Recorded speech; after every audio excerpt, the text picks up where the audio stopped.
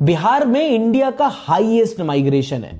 अभी इसी साल एक सर्वे हुआ था जिसमें पता चला था कि बिहार की 7% आबादी जो है वो बाहर किसी दूसरे स्टेट में जाके काम कर रही है। और पूछो कि क्यों जा रहे हैं वहां पे, तो आधे लोग बोलते हैं कि भैया हमारे अपने राज्य में नौकरी नहीं है तो क्या करें। बिहार के पलायन को अगर आपको समझना है तो ये समझना है कि पलायन के क्या पहलू हैं। बिहार में लोगों का पलायन हो रहा है, ये बात तो अब चर्चा में हम लोग लेकर आए हैं, लेकिन उसके साथ हमने कहा कि बिहार से सबसे बड़ा पलायन पूंजी का पलायन है। बिहार से क्या आपको मालूम है कि बैंकों से हर साल 2.5 लाख करोड़ रुपया यहां से ट्रांसफर किया जाता है, जो आपका हमारा पैसा है, बाहर के किसी उद्योगपति का पैसा नहीं है। बिहार के लोग जो पैसा अपना बैंक में यहां जमा करते हैं, हर साल बिहार से 2 से 2.5 लाख करोड़ रुपया बैंक वाले दूसरे राज्य में ट्रांसफर करते हैं, जो कि नियम के खिलाफ है।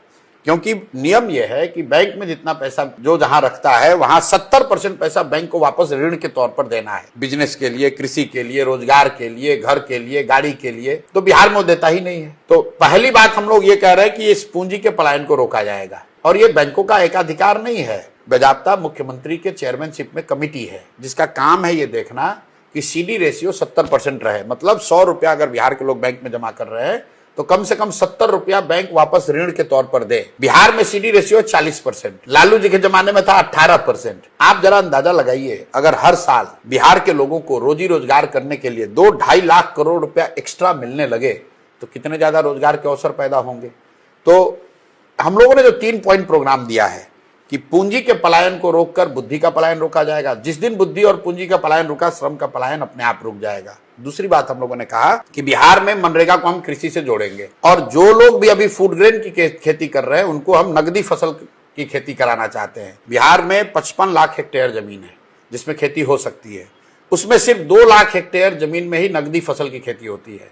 आइडियली होना चाहिए 15 से 20 लाख हेक्टेयर में। उसके लिए हम लोग ये कह रहे हैं कि जो लोग भी धान, गेहूं, मकई, बाजरा का खेती छोड़कर नगदी फसल की खेती करेगा उसको मनरेगा के तहत मजदूर फ्री में देंगे। उससे जो खेती से जुड़ा हुआ मजदूर है जो पलायन कर रहा है वो जाना बंद हो जाएगा। आप गांव देहात में जाकर देखिए लोग क्या कर रहे हैं। एक और लोग जा रहे हैं मजदूरी करने पंजाब, दूसरी ओर गांव का किसान कह रहा है कि मजदूर नहीं मिल रहा है। ये क्यों हो रहा है? क्योंकि मजदूरों को यहां पर मजदूरी नहीं मिल रही है। एक और आप मनरेगा में 40% का आपका यूटिलाइजेशन है, 60% पैसा आप दिल्ली में सरेंडर कर रहे हैं, और दूसरे ओर आपके लाखों लोग जा रहे हैं बाहर मजदूरी करने। तो मेरा पहला है पूंजी का पलायन रोकना, दूसरा है मनरेगा को कृषि से जोड़ना, और तीसरी बात हम लोग कह रहे हैं कि इंटरेस्ट सबवेंशन स्कीम लेकर आएंगे। बिहार में जो भी रोजी रोजगार करना चाहता है, बिजनेस व्यापार करना चाहता है, उसको 10% इंटरेस्ट नहीं लगेगा, उसको 4% इंटरेस्ट लगेगा।